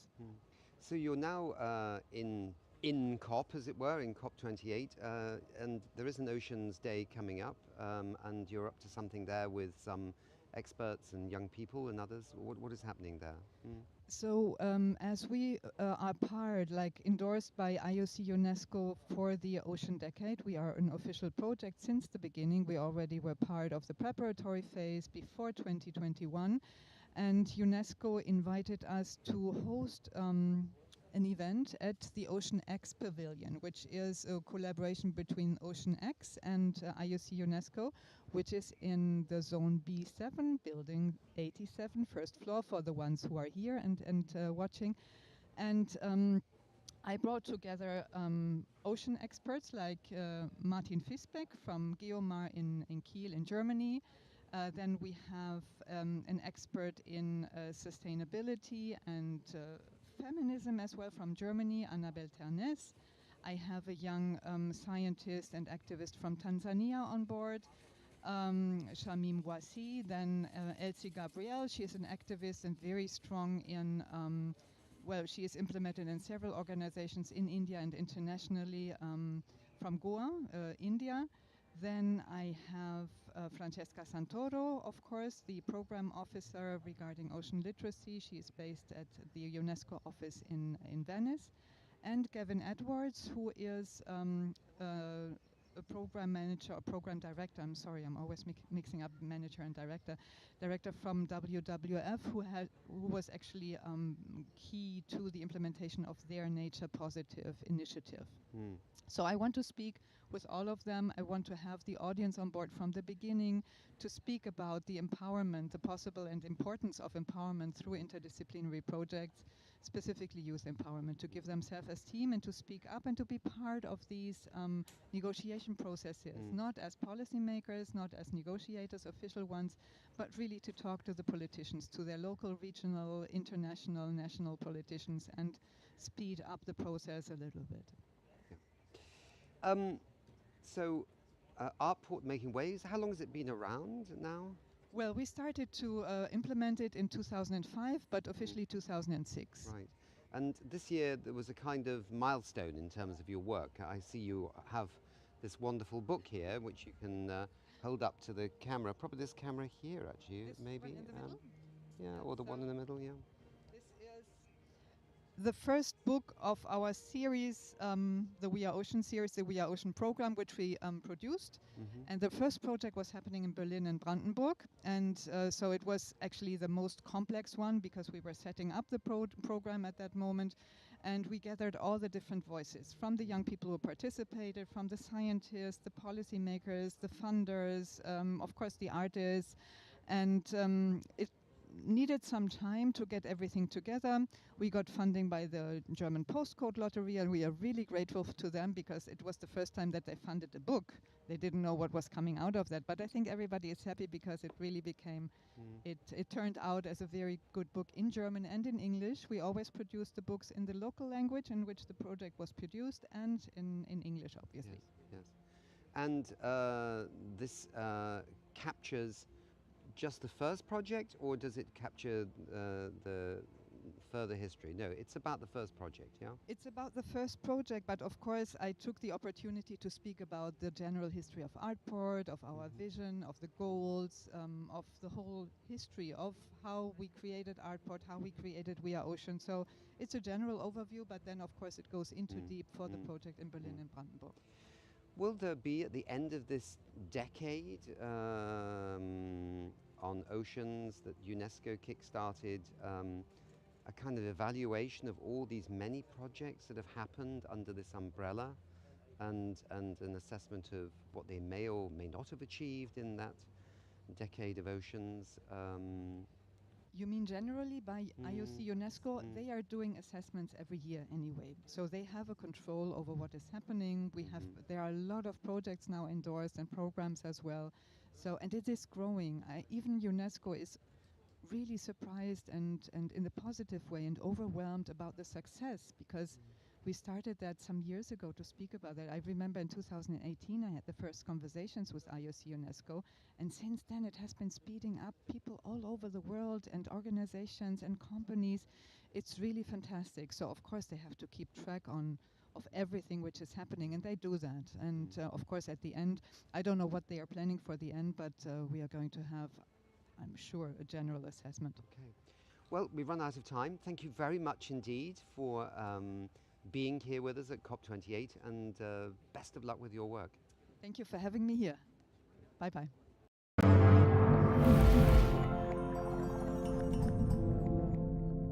Great, so another fantastic guest here at COP28 on We Don't Have Time TV, here live from Dubai. I have with me Assistant Secretary Andrew Light. Andrew leads the Office of International Affairs as the Assistant Secretary for International Affairs at the US Department of Energy. And during the second half of the Obama administration, Andrew served as Senior Advisor and India Counselor to the US Special Envoy on Climate Change in the US. This would be John Kerry, I presume, or have I got the right person? Well, Todd Stern, Todd our was friend, there. was the special envoy, so I worked for Todd. But you're not far off, because at a certain point in that second term of the Obama administration, I also went to what's called the Office of Policy Planning and State and worked directly for Secretary Kerry. Right. And I had two, fantastic bosses. Todd and Secretary Kerry. Got it. So we remain close to this day. Okay, that's super. Thank you for clearing that up. So let's come to some questions. So the US, I think, has set a fantastic example in accelerating the clean energy transition through this transformative piece of legislation, the Inflation Reduction Act and bipartisan infrastructure law. What are some of the biggest successes do you see of these laws, and how will it help you, the USA and the world in a sense, reach our net zero goals for 2050? Great question, Nick. And it's been truly transformative. I mean, if you look at where the United States was in December 2021 versus January 2021, when I started on Inauguration Day, when President Biden was sworn in, truly transformative. So already in just a short amount of time since then, you look at those two pieces of legislation and a third, what's called the CHIPS Act. The International Energy Agency says this is the most transformational legislative or legal change for one government in history. And I think it's truly correct. So let's take the Inflation Reduction Act first. That's been extraordinary. Two things I'll just give you. I mean, there's so many statistics in the changes here. And we'll be presenting actually to all the parties here on what's been the impact of IRA later today. But two things: we have a transformation in our electricity sector so that we will get to 80% clean electricity by 2030, very, very fast. And President Biden has promised that we want to get to a fully decarbonized electricity sector by 2035. We are on track to do it because of that one piece of legislation. The other thing is it's just been this strong attractor for clean energy industries. So already we've seen $150 billion of new investment across the spectrum of renewable energy, solar, wind, batteries, EVs themselves, the whole thing in the United States. It's unbelievable now how much has happened. This is creating thousands of jobs in the United States. I don't think we can ever pull this back because so many communities in the United States, red states, blue states, purple states, whatever, are going to be fully impacted by this. Now, bipartisan infrastructure legislation, which came before, totally transformed my department, the Department of Energy, put $98 billion of new spending directly into us, that we had to hire close to 1,000 people to push this money out the door before the end of this first term. Our loan program office, our main loan office in the U.S. government on the energy sector, $400 billion of new loan authority, which we're using to just, again, transform everything we can in the United States as quickly as possible. So it is an extraordinary amount there. Just to give you one thing, it also pays for, that 98 pays for all these demonstration projects, CCUS, advanced nuclear, advanced geothermal, hydrogen. Just a few weeks ago, we announced $7 billion to create 7 new hydrogen hubs in the United States, which are sort of pushing both to subsidize the production side and the consumption side, so that we are creating that market for hydrogen right now in the United States, and that will transform the world. Fascinating, yeah. I think we all thought this was something really quite fantastic when it came along, but now you're putting some flesh on the bones, as it were, in terms of the numbers. It's great. From an international cooperation perspective, what are some of the priorities that the Department of Energy is advancing globally, and where do you see the most fruitful opportunities for collaboration? Great. So that's my role at the Department of Energy, to lead like U.S. engagement on international cooperation on clean energy. I was told from the beginning, my mandate was get the United States back into a leadership position in international energy cooperation. We put up our hand and volunteered for everything, starting with chairing the IEA ministerial, the International Energy Agency ministerial in 2022. We held this gigantic clean energy convening called the Global Clean Energy Action Forum in Pittsburgh the following year, and it goes on and on. Altogether, my office leads over 30 bilateral energy dialogues, energy councils with countries around the world. Let me give you two really good examples. One is our sort of the most ambitious program we have is called Net Zero World, created by Secretary of Energy Jennifer Granholm, launched it at the COP in Glasgow 2 years ago in 2021. The focus of that is to take the thing that it pre-existed, the new authorities we have under these two pieces of legislation we talked about before, is this incredible array of national laboratories. So the Department of Energy has 17 national laboratories. This is the biggest collection of energy experts in the world. 10 of them formed a coalition and have worked through my office to identify countries, think big G20 countries who are big emitters, Indonesia, Argentina, for example, countries like that. And then other countries not as big in the G20, but we think can be clean energy exporters to the rest of the world. So Chile is one of them, Egypt, Nigeria. And so we identified those. We started with 6 in 2021. We added Thailand and Singapore to create a Southeast Asia hub. So we'll add Vietnam to that soon, I hope. And the idea is we use the power of those 10 national labs, working with 9 of our sister agencies, to create these very detailed technology pathways to net zero, but not waiting for a big report, but like spitting out policies constantly, combined with the investment strategies and pathways. So it's not just, here's a great technology that can decarbonize you, but this is one that will attract the most public and private capital. Single millions of dollars for each of these countries spent in 2 years already have created 23 policies and measures that are being implemented by some of these countries that has attracted a pipeline of $10 billion of investment. That is the biggest leverage. Like, I'm not a business guy, but I'd say that's pretty good from a business perspective in terms of investment. So that's on the big picture. One thing I'll just say, the announcement here that I'm most proud of is on Monday, we announced a new MOU with Mauritania.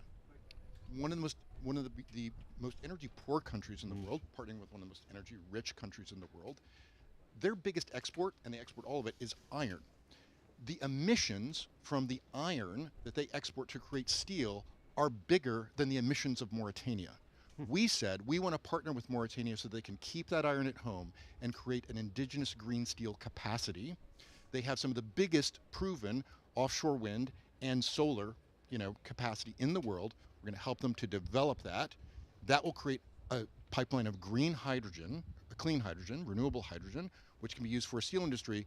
And then from previous administrations, we'd invested in something called an iron battery flow technology with a group called Boston Metals in Boston, and put them all together so that we can see eventually, them keeping that at home. This is a country which is energy poverty rate is about half. So we'll also have so many great downstream benefits for that country. I'm so proud of that.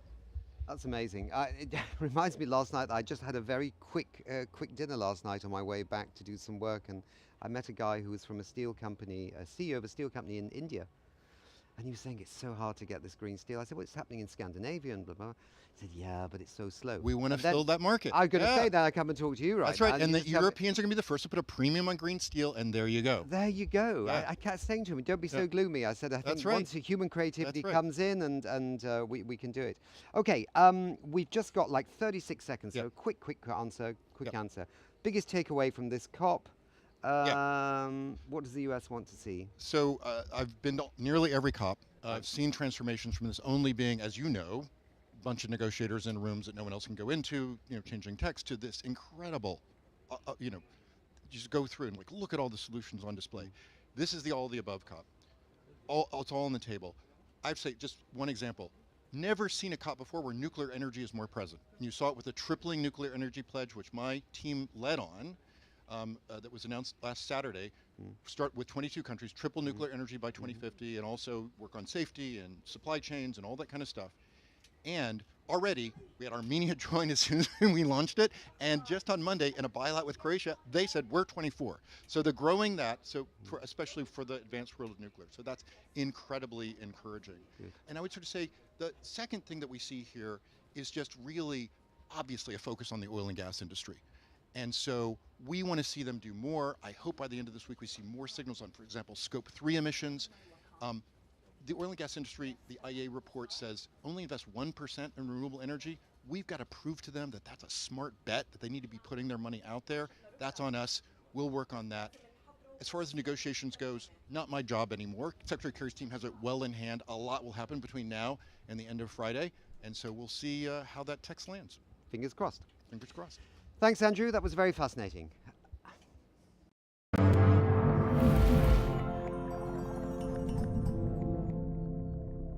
Hi, I'm here at our studios in Dubai at COP28 with Adam Gromis, the Global Sustainability Policy Lead at Uber. Hi, Adam. Hi, Angela. Nice to meet you. Nice to be here. And welcome here. Thank you so much. So let's dive straight into it. We're at COP28. What are you expecting to come out of this, and what have you seen so far?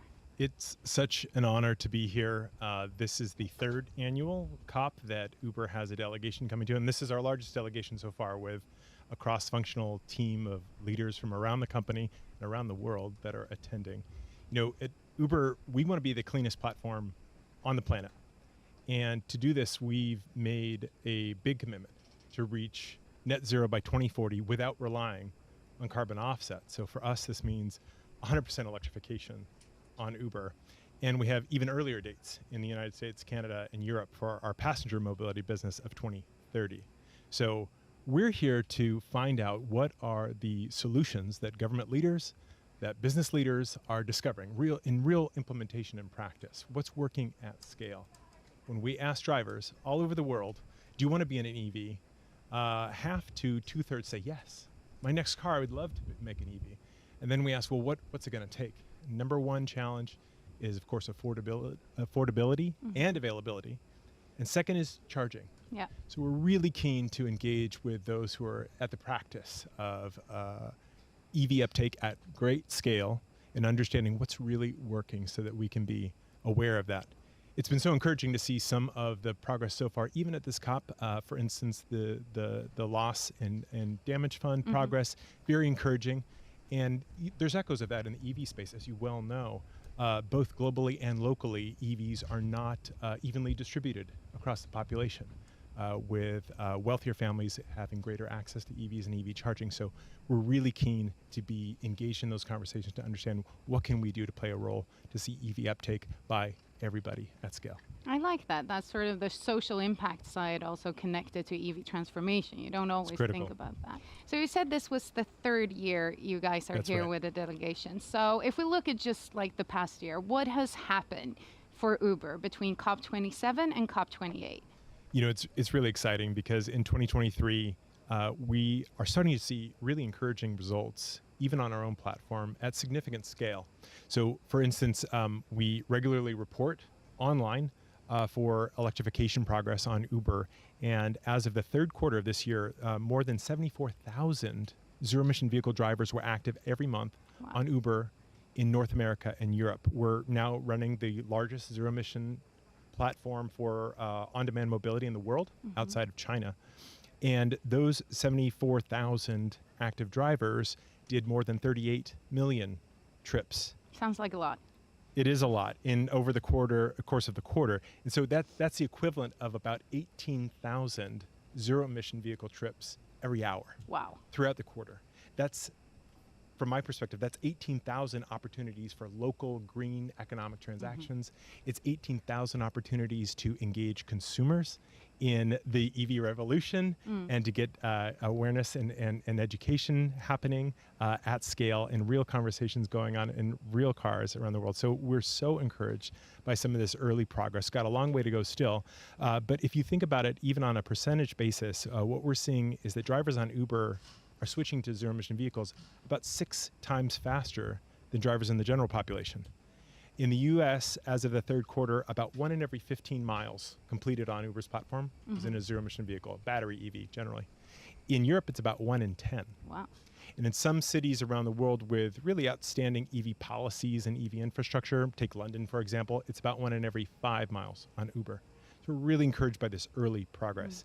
In addition to that, we have products for not just low and zero emission car rides, but also car-free trips on micromobility through transit partners. And these products are available in 200 markets around the world, which we're really proud of. The last thing that was really significant in 2023 was the Science Based Targets Initiative approved our target at the 1.5 degree level of ambition, which we were really proud of. We have a long way to go, of course, to reach our net zero targets without relying on offsets, but we're really encouraged by these early results. So that's a lot of action for 1 year. And thinking about all you've already achieved, what will be the priorities for next year then? You know, we can't be content. So what's left for Uber? Of course, we're not content either. So next year, we're focused on taking actions and building products for 3 distinct groups. First, for drivers, second, for merchants, and third, for our consumers who use the app. For drivers, it's about bringing to bear a combination of products, business development partnerships, and incentives that help drivers make the transition to zero-emission vehicles and make a compelling total cost of ownership equation for EVs versus the combustion vehicles they've preferred. Second, for merchants, we're so excited because in 2023, we included the delivery platform on Uber within our sustainability program. And so in addition to both the zero-emission, building a zero-emission platform for delivery, we're also working on low and no waste solutions. So we want to be engaging our merchant and restaurant partners on Uber Eats to get them greater access to more affordable, sustainable packaging solutions. And third, it's consumers. Consumers who use the app, both Uber and the Uber Eats app, and bringing new products to bear that make it easy to go low or no emission for mobility and to use low waste products for delivery. We think in general at scale, you really aren't going to see uptake on the consumer side unless it's easy. And so we want to bring that Uber magic and innovation on the technology side to make using more sustainable products simple at the push of a button. Nice. Well, convenience is key. As a Uber user, I will tell you that is very true. We're at the negotiations, obviously, and you are the global sustainability policy lead. So I have to ask you, are there any policies or regulation that you are missing? Like, what do we need to accelerate the pace of the EV transition? Yeah, we're so focused on electrification as our pathway to decarbonization. And as you well know, EV policy is paramount for the incubation of EV markets around the world. And this is true in any of the major EV markets in Northern Europe, in China, in California, British Columbia, et cetera. It can't be done without solid policy solutions. And that path is fairly well known, but the actual implementation is uneven. So we're interested in engaging with governments with real solutions and looking at policies in 4 distinct areas. The first is on supply side regulation to build both a healthy primary market for EVs, but also importantly, a vibrant secondary market for EVs. Drivers on Uber really rely on the secondary market to acquire vehicles of all kinds. And we know that that will be true for EVs. The second is, of course, consumer demand side incentives for not only EVs, but used EVs, as I mentioned, and making that equation for the EV total cost of ownership to be at or better than the preferred internal combustion vehicles that drivers have relied on historically. The third area is for cities, and cities' greatest asset is their space. So we're really interested in policy solutions that give preferences to EVs in terms of both access to city spaces, whether that's parking space, curb space, street or zone space, whether through access or pricing. And the third area is, of course, EV charging, which is so critical. And EV charging is a complex policy area, but fundamentally there's a framework for accessibility and interoperability. And then there's, of course, brute force funding, which is still so very important. And of course, the governments that have been successful in deploying EV charging infrastructure have also been successful in supporting vibrant EV market. So we're really curious and engaging on those 4 topic areas. Fantastic. And then finally, we have an audience from all across the world. What would be the one thing you would like to leave with them? The future of low and no emission mobility is ready now on Uber, available with products in more than 200 metropolitan markets around the world. So pick up your phone, open the app, push a button, and take a low or no emission ride today.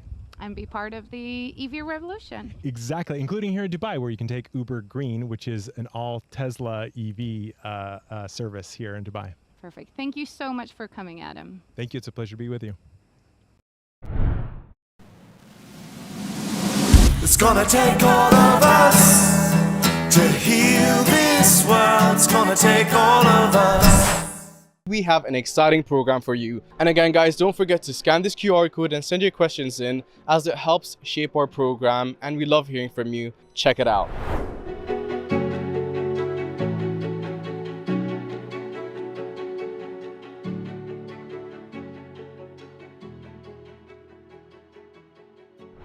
Hi, I am Marie from Brazil. I have 10 years old and I come to COP28. I think it's really important to be here because I want to people listen to me, because I have a lot of things to say, and to protect the environment, because it's not a gang thing. It's a really serious thing. The earth, it's sick because of pollution, trash, and a lot more. So we need to protect our planet, because the future generation, that is us, the younger people, will have problems with the earth and environment. Make the difference with us, because all by ourselves we can try to make the change, but we need a lot of help to change the world. If I have one message from my generation, I will say, help us to make the difference and have a bright planet and a really beautiful planet on next generations. Whenever you're here in COP28, the more important thing to me was when I was talking with persons and said that it was really important to take care of the environment.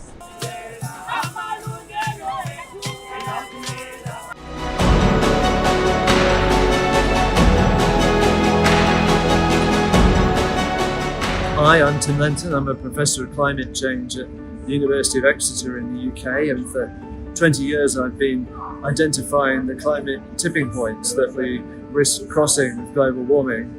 And in just the last 5 years or so, I've also been identifying the positive tipping points that are starting to happen that accelerate the change we need to shut down greenhouse gas emissions. And because of that, I'm just here today launching, as the lead editor, our first of its kind global tipping points report that tries to update the world on the status of both the bad climate tipping points and the positive tipping points in economy, society, and the transformation we need. Well, the scientific data is pretty clear that we're in the danger zone now for passing 5 major tipping points in the climate. That includes tipping the loss of the Greenland and West Antarctic ice sheets, making a long-term commitment to more than 10 meters of sea level rise. It includes losing the coral reefs in the tropics, which 500 million or more people depend on for their livelihoods. It means tipping the abrupt loss of the permafrost, which adds to global warming, releasing CO2 and methane to the atmosphere. And finally, there's a tipping point in the North Atlantic Ocean circulation that's at risk. And if that goes, well, a country like my own, the UK, will be plunged into a way more seasonal climate like British Columbia and Canada that we're totally not adapted for. As a scientist, there's a definite concern that we're in a setting here of a UN process that doesn't just listen to the science. It has all sorts of political and vested interests at work as well. And whilst there's some acknowledgement of the science, there's clearly some problems, because in essence, you can't negotiate with the climate. You can't negotiate the fact that we have to stop all greenhouse gas emissions if we need it to stop global warming. So there is no alternative to eliminating fossil fuel burning and stopping deforestation to stop global warming. And until the negotiators are absolutely clear on those incontrovertible scientific facts, then we're still in a dangerous place, aren't we? If we don't act decisively now on the bad climate tipping points, I fear that sometime in the 2030s, they'll be really starting to arrive or to bite, and we'll really know about it. And then unfortunately, we just run the risk of a sort of downward spiral where our energies, such as they are, get sucked into trying to deal with increasing climate catastrophes as they unfold. We've got to act now to try to avoid heading down that path.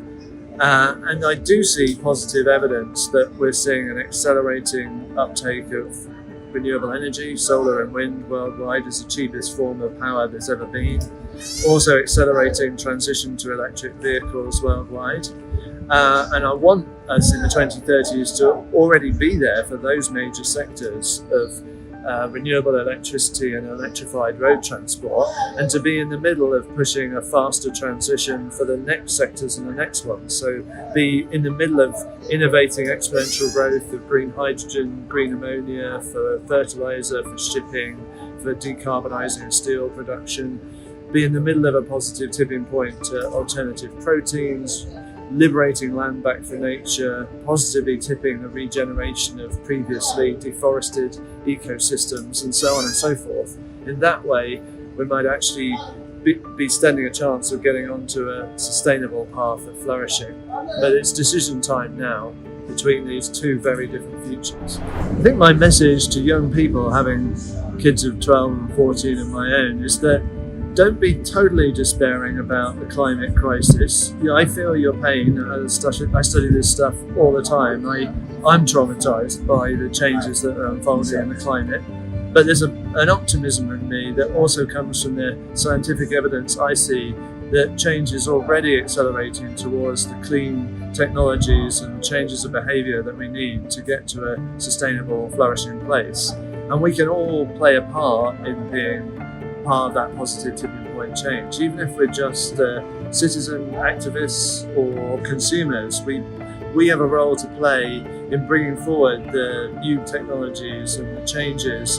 That the more we get behind them, the better and the cheaper they'll get, and the more they'll accelerate and come to dominate. So let's all work together, whether young people or middle-aged like me, whether academics or policy experts or young social activists protesting on the streets. Let's come together, because together, with the media shining a light on our message, we might stand a chance to tip the change we need onto the positive trajectory in a way from what otherwise is a very, very depressing climate and ecological crisis. It's going to take all of us.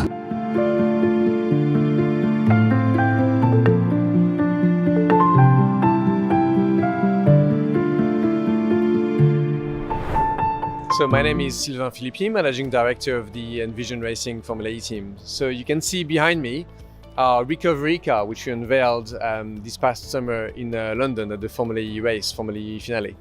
So as you can see, it's a replica of our championship winning Formula E race car from Envision Racing. But it's a replica made of e-waste. So the idea of this car is that we want to raise awareness about electronic waste. Which is forecast to reach 75 million tons by 2030, so it's a very significant issue. And we want to raise awareness for two reasons, really. Because first, of course, e-waste is very bad for the environment when it's not disposed of properly, but also there are a lot of very valuable materials in all our electronics and laptops and so on, lithium and many others. And we need these materials to accelerate the energy transition. And we need them for batteries, for renewable energy, for all these things. So we need to get into a mindset collectively that electronics can last a lot longer than people think, and when we don't want to use them anymore, they need to be recycled so we can reuse these materials again. It has a benefit for the environment, but also economically, it will help make the next generation of products. So, like any environment, it's a complex system. The regulations come into place, like for example, going to one standard, USB-C charger helps, but also down the chain. We need to make sure that if we don't need or don't use electronics anymore, they can be given to associations and charities that actually will use these same electronics for a lot longer in other applications. And then if not, they need to be recycled. So we need to get into that mindset, and then there will be another good step. my team has been at COP now for the last 3 years, so since Glasgow. So we were lucky to exhibit our Formula E race car. But yeah, this year, instead of showcasing our race car, which is obviously amazing from an EV point of view, we wanted to showcase this because, you know, as you said, it's all linked. We need to transition the world to electric mobility and renewable energy, but we cannot do that by wasting more. We also need to tackle the other end of the chain. So, you know, doing all this here at COP makes sense because we are looking at, you know, system. This is the other part of the chain. So we hope we can use the amazing media platform that Formula E is, where we reach, you know, more than 400 million people every year watching the races. So we want to use that media platform to showcase e-waste, and of course, being at COP is the logical place to meet. In my field, my world, it's all about engineering and innovation. So we actually work with a number of universities, and you know, ultimately the new generation of engineers will be needed to solve all these problems. So, you know, mechanical engineering, electrical engineering, batteries, chemistry, all these fields, at the moment, it's have a shortage of talent.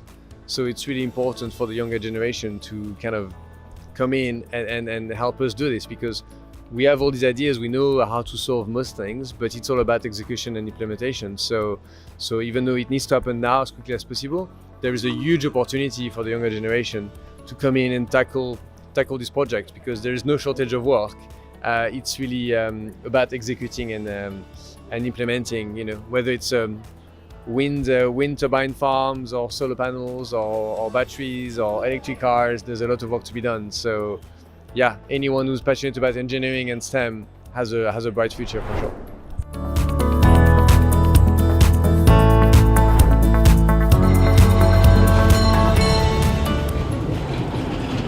Good morning, everyone. Nice to see you all here. Thank you very much for joining us. I sort of feel we always have to start these meetings by congratulating people on finding the room in this enormous COP. So lovely to see you. I suppose we all know what we're doing now, a week in.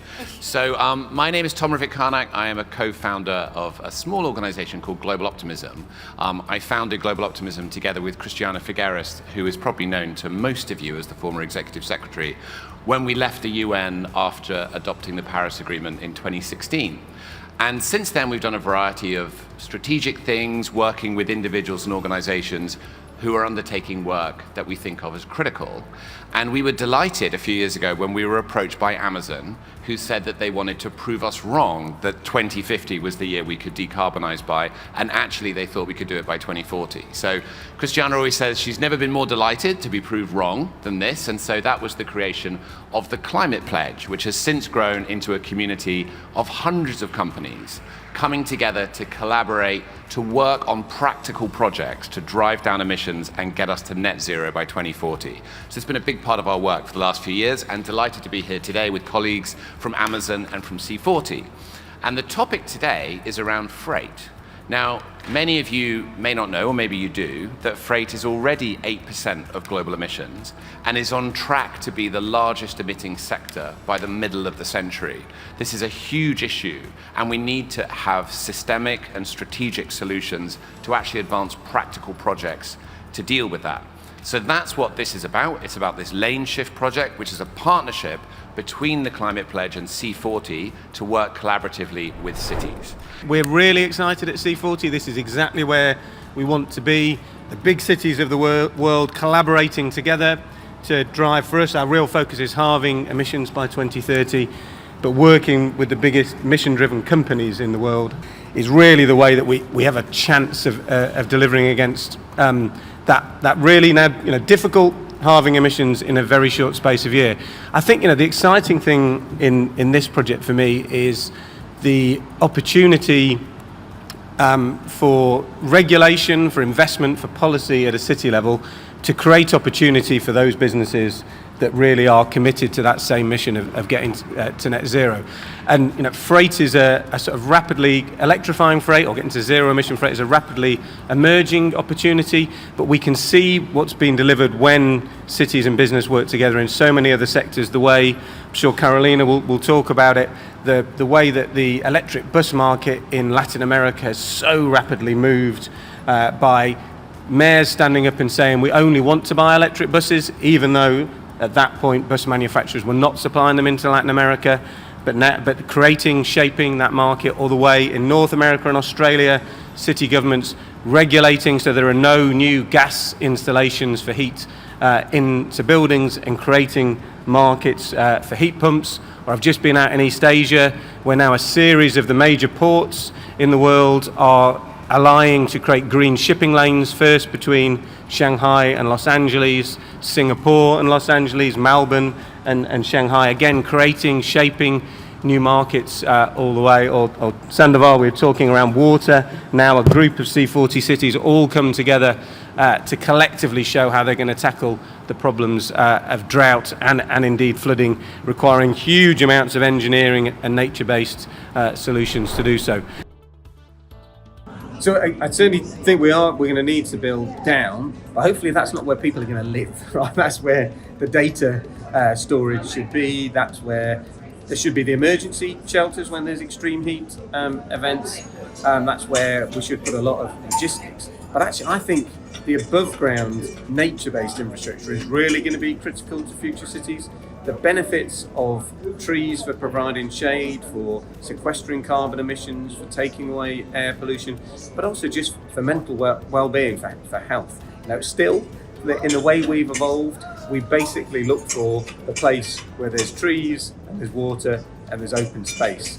And that's what cities are going to need to provide in the future.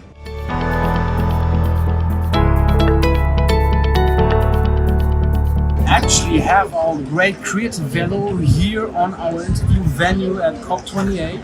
What is great, because it was a lot of trouble to get it here, to get it into the Emirates, but we did it, and so we're interviewing people. Everyone's coming around asking, what is this bike? And I can tell you, it's a workshop. It's just a moving workshop, so we teach young people, students, how to do films, how to do movies, and we always have our whole editing studio and even our presentation ready, because it has a nice flat screen inside. We have solar power, we can do live shows everywhere in the world, and also in India. The people with our creative velo from Luxembourg as a role model build their own velos actually, so they toured all around India. I think they did over 15,000 kilometers in some weeks, really bringing forward the issue of climate change with our creative velo.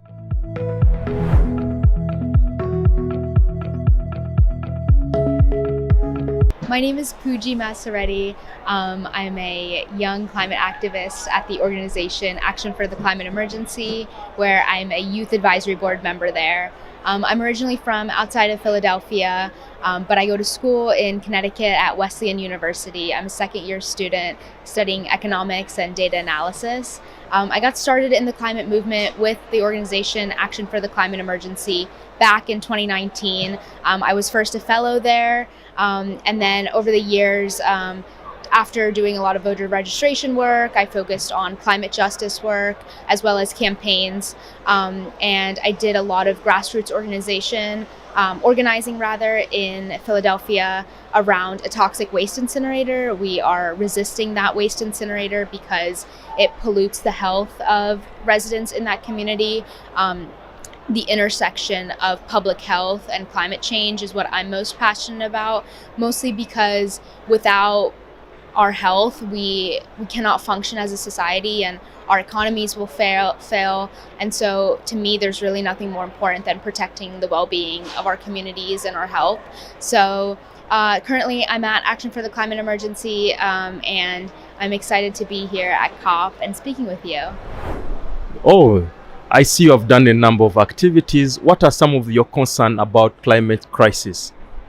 Yeah, I mean, like I mentioned before, I think looking at the climate crisis through the lens of public health is super important. And I think we need to emphasize that more because, like I mentioned, there's nothing more important than protecting our health.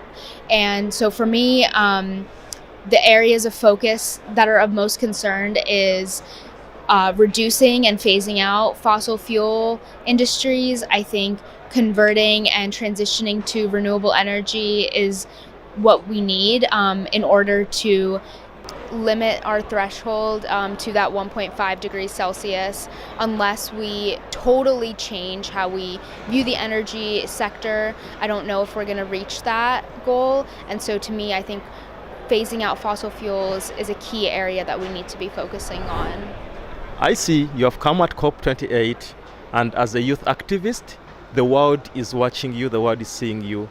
What are some of the missions why you have come at COP28, and what's your impact here? Yeah, I mean, for me, I think as a young person, I think it's important for young people to kind of connect with one another and build that community, because I think a lot of us have climate anxiety around the future, and we often feel powerless because we're not in positions of power and we don't have a seat at the table where decisions are being made.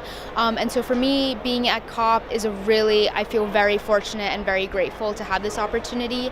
And so my main goal is to be connected with the youth and for us to build a stronger base globally, and so that, you know, even though we are being seen as powerless or do not have the decision-making abilities right now, just know that the youth are on the rise and that it's our turn to really cause the change that we want to see.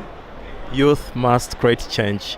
What are some of the climate solutions you have conducted in your community with your fellow youth? Yeah, so a lot of my work at Action for the Climate Emergency is based around campaigns, and so I worked on a fossil fuel phase-out campaign, and so a lot of that work is around getting young people mobilized. We have what's known as action teams, which are localized chapters across the United States, and the goal of those are to really localize climate change issues. Every community is different and every community faces a different set of struggles, and so what we want to do is mobilize the youth in that area to take action. For me, that meant resisting a toxic waste incinerator, and that is an uphill battle every day because of the different political forces and the corporate forces that community is up against, and that community is not an outlier in the data set. There are so many communities just like that facing so much struggle due to big polluters in their communities, and so for me, my main goal at ACE is to really mobilize young people to take action in their local communities. Mobilizing young people in the community. We are here at COP, and we are in the middle of the COP processes. World leaders have spoken, they have made pledges. Are the demands of the youth fulfilled according to you, and for some of the last days at COP?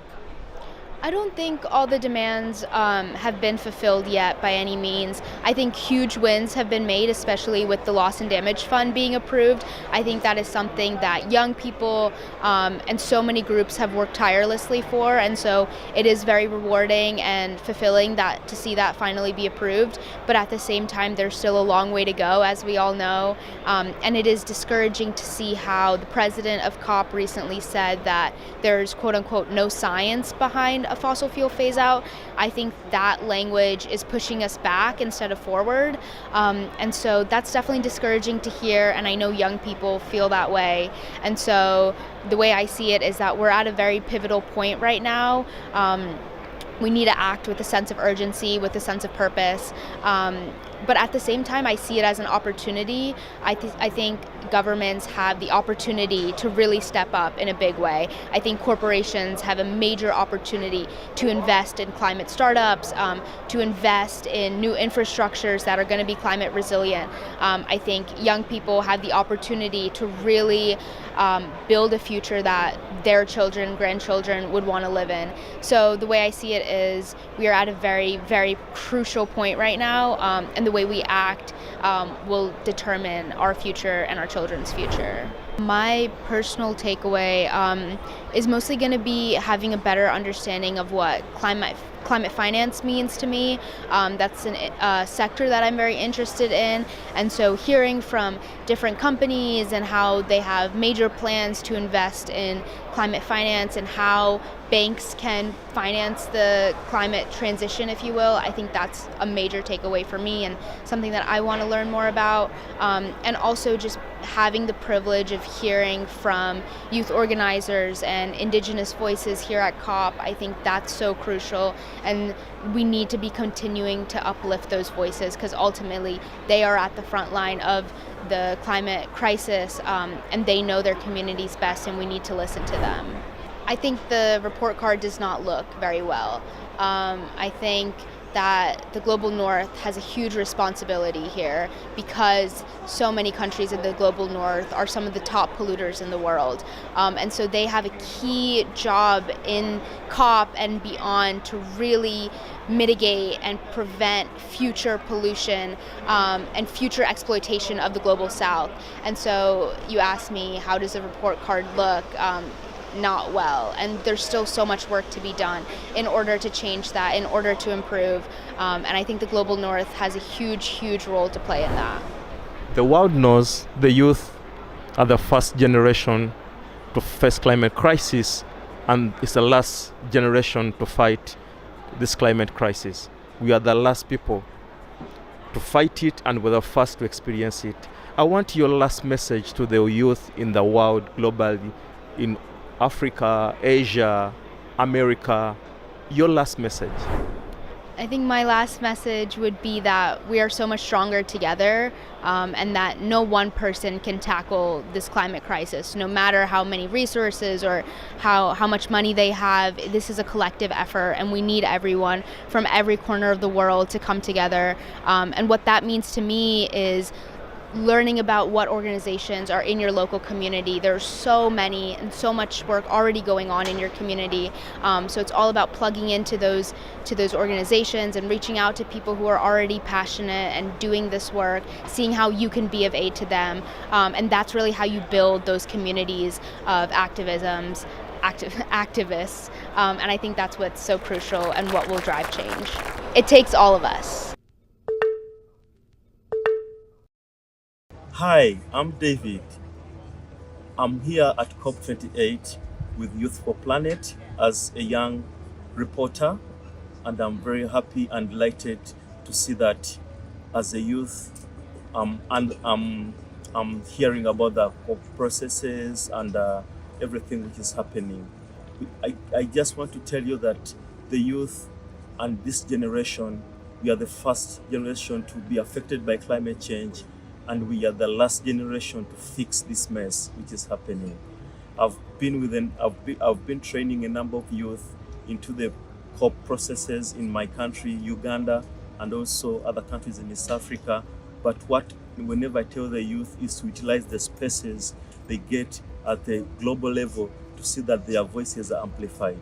And under Youth for Planet, I myself did that role to see that voices are amplified, speaking with the world leaders, speaking with the private sector, youth negotiators from Global South and from Asian countries. So we want to see that a number of voices are heard, and what the world leaders have to know that they need to stop the emissions, and also we need to make sure that 1.5 degrees Celsius is limited using a number of solutions and also pledges. I was very happy to hear about the pledge made by different countries on loss and damage on the first days of COP28. And in Sharm el-Sheikh at COP27, this is when loss and damage was brought up in the conversations.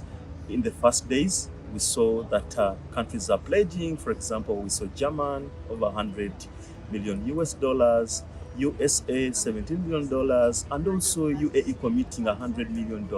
So far, over 57 billions have been committed to the loss and damage, to climate finance in this COP, to see that emissions are reduced, vulnerable communities are being reached to, so that the climate crisis is reduced.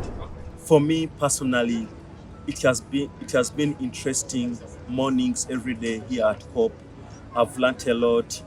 We have filmed a number of youth activists. I've filmed a number of environmentalists, high-level people here at COP, and also listening, being in plenaries to see that a number of decisions are taken, and also asking the youth what their role on the decisions made, their voices, what role they play. So personally, I've seen that a number of amplified voices have to come up. Organizations like Youth for Planet have to bring it more to see that they are funded more so that the voices come up. And I've worked with a number of those organizations filming. Personally, I've got experience, I've seen it all, and I have to go back and I share with the fellow youth in my country, online and also physically. Thank you so much for tuning in. And again, please do send in your questions, as it makes all the difference to the show. And I'll see you tomorrow.